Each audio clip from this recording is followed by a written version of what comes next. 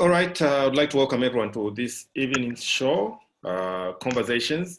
This evening, we're looking at the African arts today, and we are joined by two special guests. The first one is Halieo Motanyane from Lesotho, and the other one, the next presenter, will be Anthony Onugba from Nigeria. I do not want to say much. I'll give our guests, actually, I think I'll make it special this time. I'll try to make a difference this time. I'm going to give you 10 minutes each.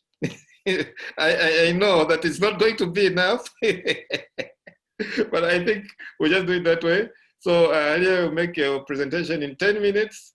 And once you're finished, we'll turn to Anthony, who will also talk for 10 minutes, after which we'll invite our audience to make comments. So, yeah, I think you will introduce yourself if there's any, something more to say about yourself. Thank you so much, Halieo. You may pick it up from there. Thank you very much, Mr. Moyo. I am Halieo Motanyane, and I would like to say hello to everyone available today. I am from Lesotho, and I am a member of Vital Space Africa. I am also the coordinator of Africa Space Africa Lesotho. So today I am happy to say that I am in Zambia representing Vital Africa Lesotho as to be in the conference of Vital Space Africa Lesotho, which is called African Writers Conference 2020. And so today we will be talking about the African arts today under the topic of identity, culture, and our worlds. And so I would like to add that I'm a filmmaker from Lesotho who is really growing, and my presentation will be basically about the filmmaking in the industry, as it is also about arts and also about creative industry. And so in my presentation, I'll be talking about the elements of African authentic, of which we as Africans, we most definitely we base ourselves in, even though in most cases we are not aware of, because Africa, what we are is that at the moment we base ourselves in what the world, the global world, perceive ourselves as, because all in facts, what we are is what we want the world to accept us as Africans, of which I do not really think that it is fair for us. But I believe that we will get to a point that at some point we will try to appreciate ourselves and try to make the world see how we are as we perceive ourselves. And so I would like to try to explain just a little bit more about how I would define identity as an African, because it starts with that. Because as an African, I would need to identify myself, identify my culture, identify my country, just so that the people around the globe can be able to identify me and appreciate me as a person, and also as a nationality of African region. And so with me, I would think that African identity is something that it has to start with accepting myself as an African person, as a Black person, and as a woman who can be able to stand in front of a crowd and be able to say that I am an African woman with good value and appreciation of what I have. And so it starts with courage, unfortunately, because it shouldn't be like that. Because now we are all human, either black or white. And so it is very unfortunate that we as Africans have to start with us being appreciating ourselves as black people who have value into the world, just so that the world can appreciate us. And so their identity goes also with culture, because if you know where you come from and what you represent into the world, and then that's when you will try to have an identity of who you are. And so culture is very important, and it is very prominent, just so that people will be able to recognize you. Because all in all, many people do think that Africa it's like a country, and that's really not good, because we are not a country. We are like a whole lot of cultures that people would come to love if we as Africans come to appreciate where we come from and try to practice what we have. And because in most cases, you find that most of our cultures, we do not try to appreciate them because of what we come from and what we have learned ever since we grew up. So it is quite not well that we do not appreciate our culture. So it has to start with that. And so the elements of African identity, I would like to talk about the resemblance of a human being, because we as African artists, in most cases, you find that we talk about, or maybe we try to focus more about what we think that the global world, and by global world, I mean the Western regions, America and European countries, what we would perceive as normal or maybe acceptable to the world.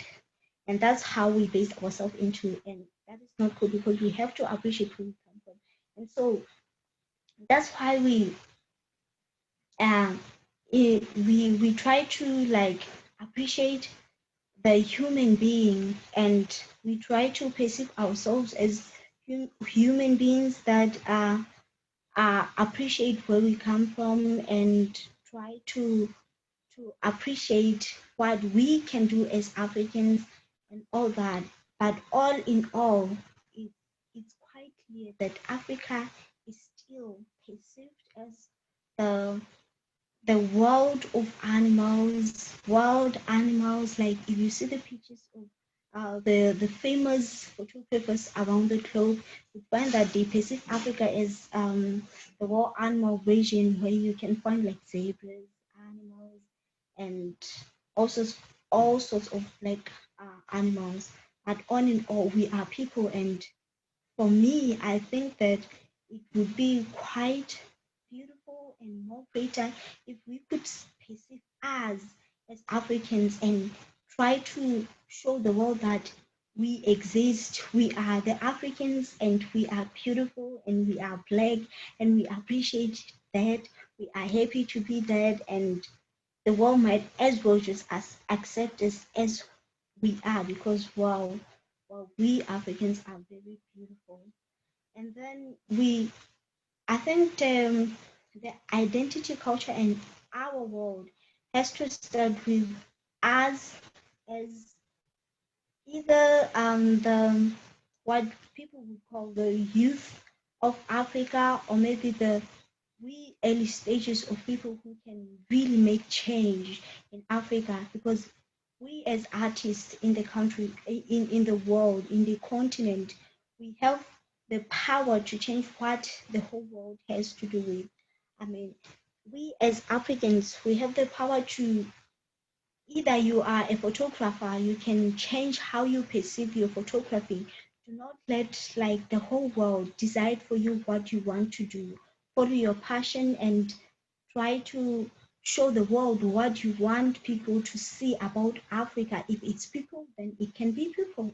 If it is the animals, then it can be animals. Although I do think that the portrayal of animals in Africa is overrated, really, because of what we talk about when we talk about Africa, all we see is animals, and we see the the nature, and yet we don't see people. That's why maybe like there are other regions, or there are other genres of people do not really recognize us as people, because that's how the world portrays us, or rather the world sees Africa as animals and nature. and they do not see people who really actually do love Africa as it is, and as Black people as we are. So I think it would be really important for us to try to show the world that we are Black people, we are from Africa, and we love where we come from, and people just, the world just have to like really accept that and love that. And other thing is about not only about photography, it's about music. I have to admit, like music is growing quite very well for Africa, even though we do like at some point try to adapt into the European beats and all that. But I have to admit that music is doing quite well. As for film, as a filmmaker, I think we have like a very, very big role to play. We as filmmakers, we as storytellers, and we as photographers, or rather cinematographers, because it is in our power to show what the world needs to do. Let's take like America for an instance. If you watch American movies, you would see that it is always about how good they are, how good America is saving the world, like against the terrorists and all that, how an American is trying to be like a very nice person trying to save the whole world and all that. And so it depends on us how we want to show the world how Africa is, what is it about the culture of Africa, and just try to make people learn about Africa, about our cultures, and about our traditions. And so it is quite important for us to take a step forward and step up and show the world what we are all about, because at the end of the day, it is the entertainment industry that's responsible for the world to know all about this, because people would go to work and then come back and seek for entertainment, and the only entertainment that's available is either by music, by reading books, by watching movies, and that's all on us. So I want to believe that our world today is up to us on what we want to do, what we want to achieve as Africans, what we want the world to achieve, or what we want the world to perceive through Africa, and how we want the world to know about us, because really it is time for us to step up and speak for ourselves, because we always complain of what the white people do say about us. We are like, no, that's not how we are. Like, if one person, a white person, comes to my country and tries to show the life that we live in Lesotho, and I'm like, no, that's not how we live.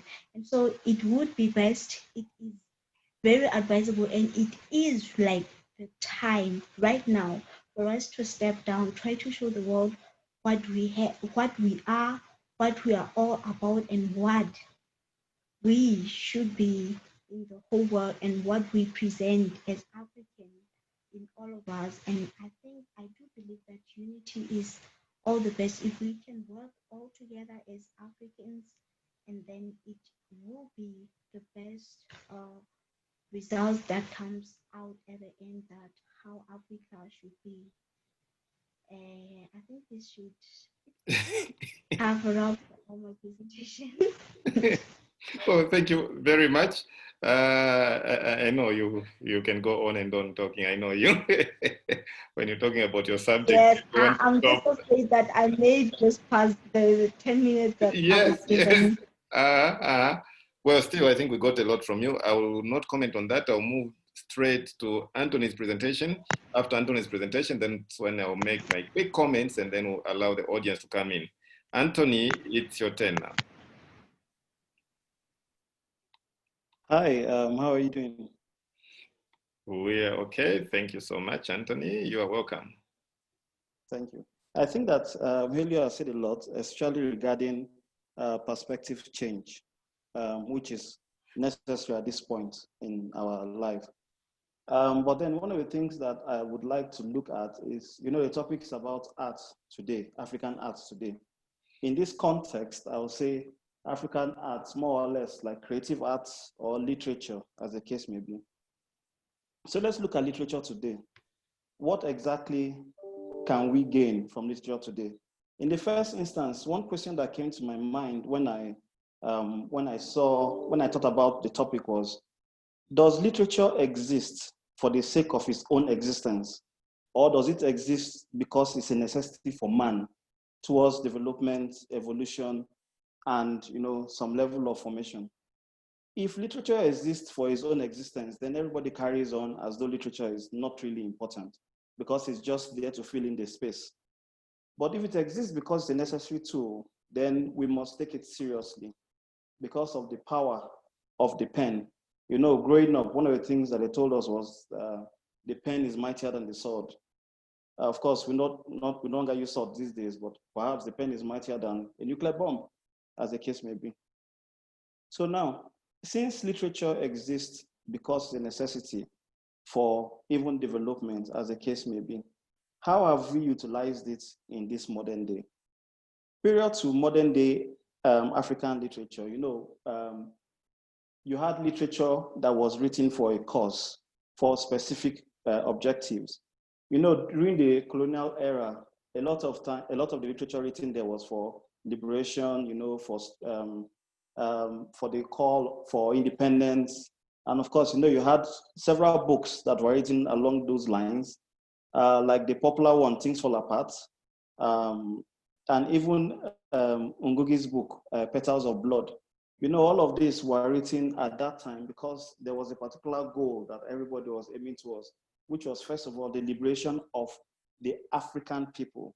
Because at that point, we were all African, and we were all, well, almost all anyway, suffering from the same issues of colonialism and all. With the exception of Ethiopia, anyway, that was not colonized, and Liberia that served as a seaport for freed slaves. The rest of Africa was in this mess. So it was easy to write for a cause all around the countries. But now, after independence, what next? We've had several generations of writers. So what currently is literature for? What are we using literature for currently? Now, of course, literature cannot exist in a vacuum. That's the more reason why when you talk about art, you talk about even filmmaking, like Halieo talked about. It is books that are adapted to film. And even filmmaking is not isolated because you also need music, because you must have a score, you must have the songs and all that. So everything forms this view, this thing called art, that can be used in any way, positive or even negative. Halieo has talked about the negative stereotypes in which the media talks about Africans. And it's not just the media per se, but it's us. I mean, we're the ones that write about those things. We are the ones that publish them. We're the ones that broadcast them. She also talked about how how Hollywood has been able to use theirs to glorify themselves. I mean, like she said, in every Hollywood movie, well, not every, but in the action movies, one country is the enemy, and then the US is, the savior of the world. But in Africa, it's a different story. And so art today has lost touch with what art is meant to be. Because art today seems like it's just there for its own existence, meaning that everybody is saying, oh, I can write a book. Oh, if I write a book, I do a public presentation, and then I go to my room and call myself a published author. Or I send my artworks to galleries, and then they exhibit, and then I go back. But what is the end goal? Because usually, as they say, the end justifies the means. But in this case, what cause is literature for currently? Of course, every country has its own issues in terms of politics, of course, economics and all that. But we need to get to the point in which we can say, okay, this book that I want to write is to, in a way, stoke some level of transformational change in the hearts and minds of people. And by this, I'm not talking about motivational books that have flooded the market where currently, but books that that are more of inspirational stories that you learn from. Are you still there? I think my video is frozen. No, we can still hear you. Oh yeah, yeah. Yes. So that's the point. We need to really get back to that time in which literature can be useful, because currently, what we have are creatives chasing the government for funding, for grants, for all of that, and also chasing foreign donors as well for funding. It should actually be the other way around, because the creatives are the superhuman. So the superhumans are the ones that can help in whatever level of development, or rather enlightenment, that the society needs. So it should be the government coming to the creatives to say, okay, you've done A, B, and C, let's partner. But currently, a lot of things are wrong in the literary scene. You have organizations set up all over Africa. I mean, you have art councils and all that are meant to even help promote the creative industry. But in several cases, you see that the councils are not really helpful to the creatives. And so you still have creatives that are still struggling to even get their work out, struggling to get some level of endorsement, struggling to get even partnerships, as the case may be. And then we also have the problem of collaborations, because what is now happening is that many people think that the whole literary field is a battlefield of competition, but it isn't really. It should be more of collaborative.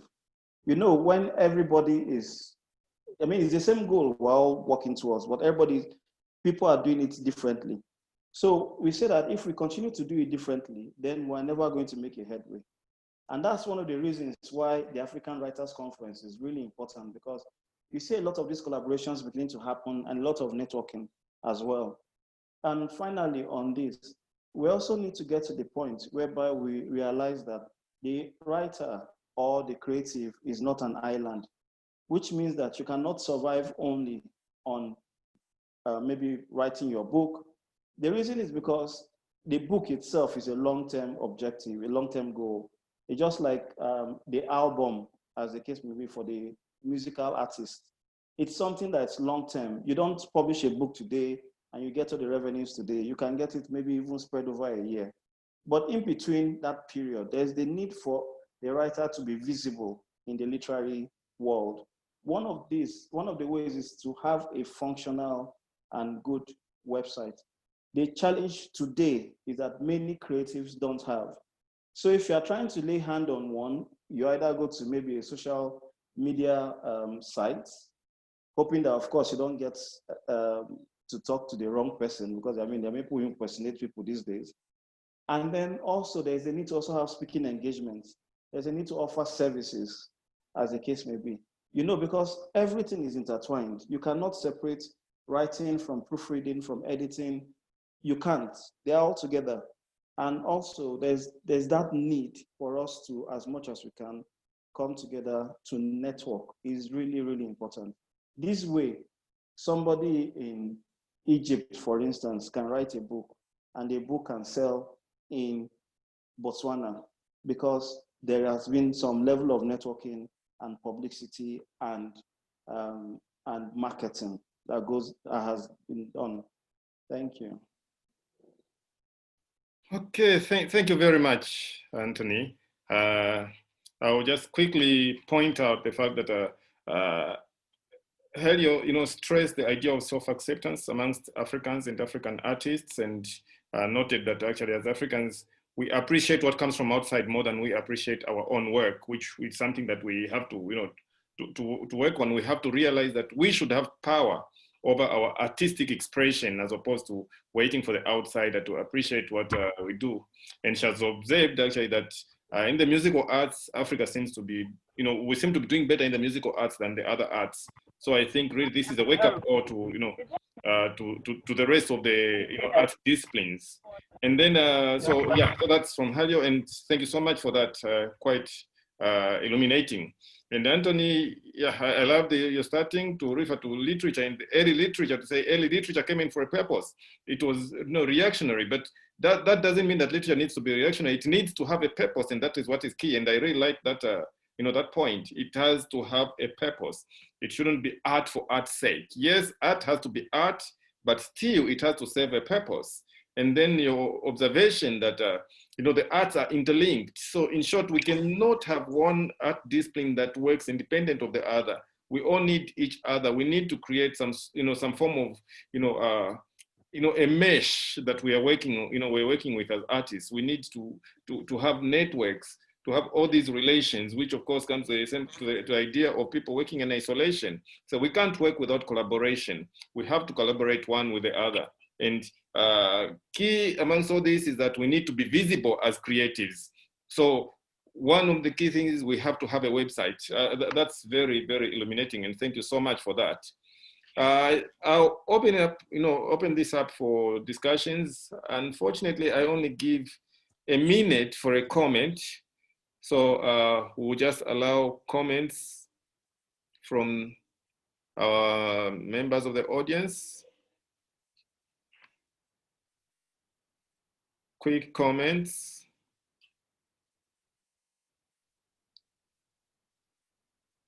I would have loved people to raise their hands to make their comments, but I've noticed that is usually a problem. So I'll ask those that have comments to just unmute themselves. So just unmute yourself and you make a very quick comment. Even if it's a question, just make it quick. You ask your question.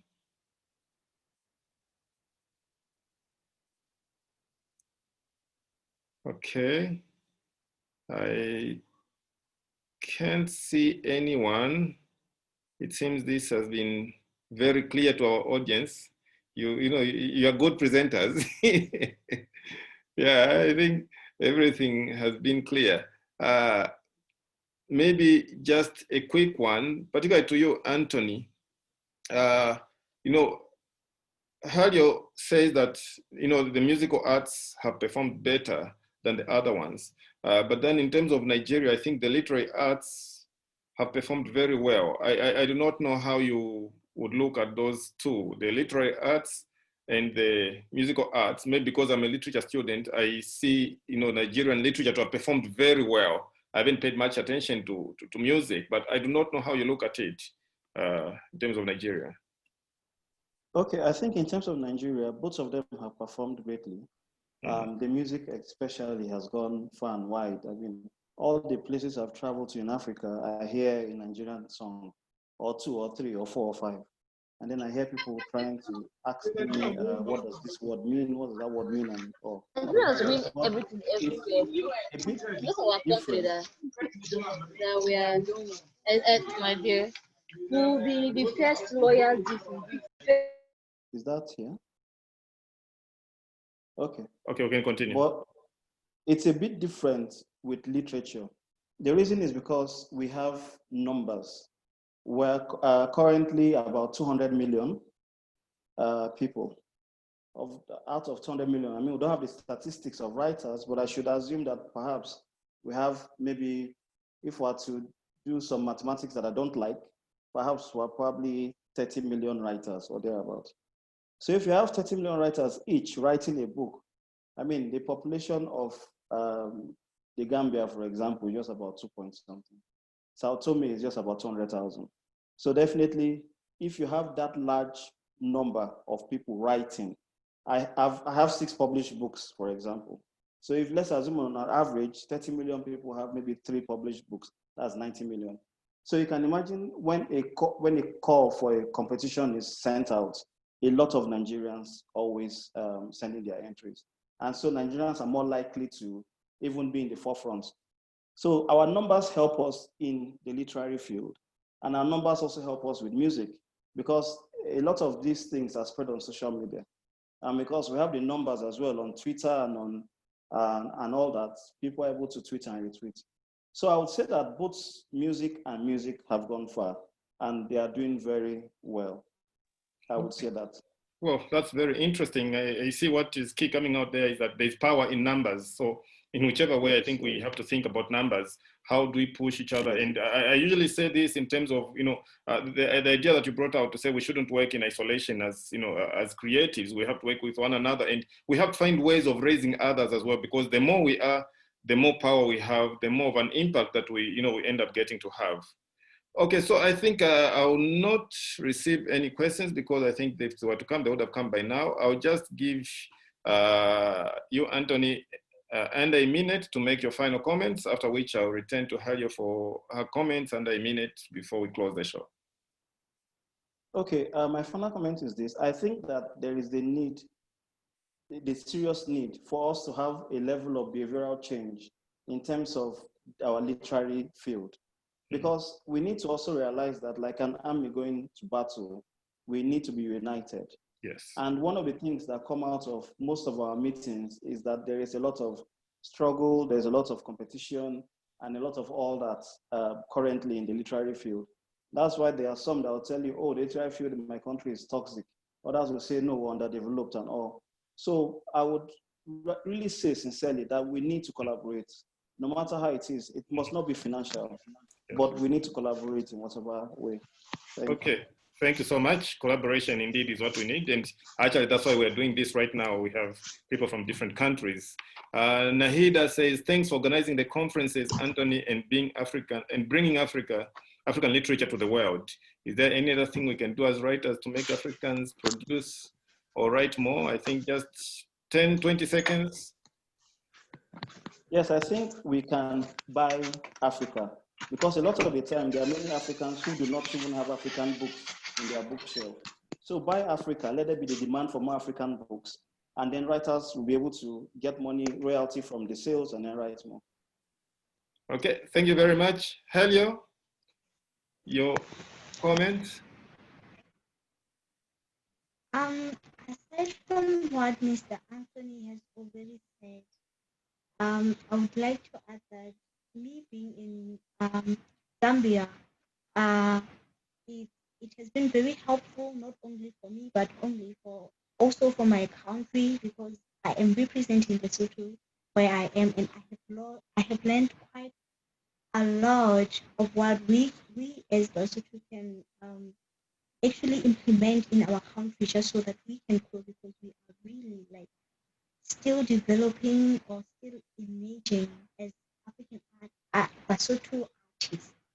And so what I would like to say is, I think it is within our assignment as Africans to try to understand who we are individually and from all aspects of African identity, and try to understand where we come from and what we are all about and where we want to be as Africans. With all that, I think that we can have a clear future of what we want the world to know about us as Lesotho. I'm sorry, as as Africans, I love my country too much, so I would always say Lesotho. Okay, well, but thank you. Yes, that's what I wanted to say. Thank you so very much. Okay, thanks a lot, Halieo, for that, and thank you everyone for tuning in. I can see Irene Melissa agrees with Halieo that even in Kenya we have a similar problem where most of the books being sold are from outside the country, and I think it's just an African problem. Blessing says, good evening, Anthony. Everyone always says, but Africa, what exactly do Africans sell their books? Sorry, where exactly do Africans sell their books? So really, I think let's buy African, let's write as writers, let's buy African, let's work together